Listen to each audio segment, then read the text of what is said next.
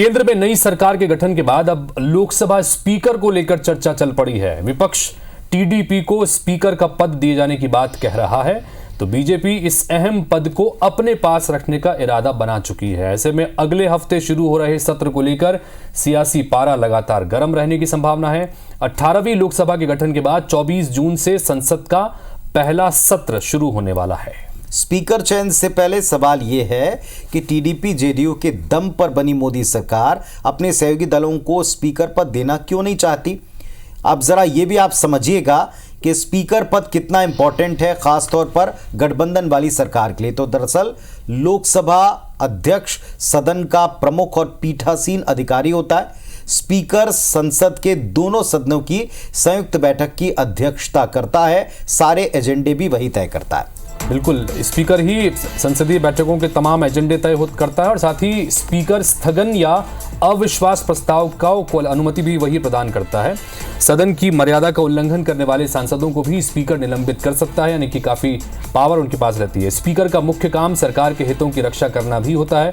दल बदल करने वाले सदस्यों की अयोग्यता पर स्पीकर का फैसला ही अंतिम माना जाता है। और जिस परिस्थितियों में इस बार सरकार बनी है, ऐसे में ये जो पावर सबसे महत्वपूर्ण दल बदल से संबंधित है और अविश्वास प्रस्ताव से संबंधित है, ऐसे में स्पीकर की भूमिका बहुत महत्वपूर्ण हो जाती है। सदन कब चलेगा, कब स्थगित करना है, ऐसे सभी फैसले लोकसभा अध्यक्ष तय करते हैं, स्पीकर तय करते हैं। सरकार और विपक्ष का तालमेल बिठाना उनका एक दायित्व है। लेकिन सबसे बड़ी बात ये, सरकार पर जब जब संकट आता है या संकट खड़ा करने की कोशिश की जाती है, उस समय लोकसभा अध्यक्ष या स्पीकर की भूमिका सबसे महत्वपूर्ण है।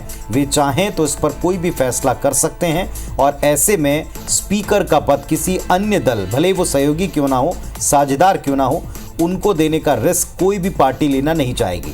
लेकिन क्या ये बात साझेदारों को गवारा होगी?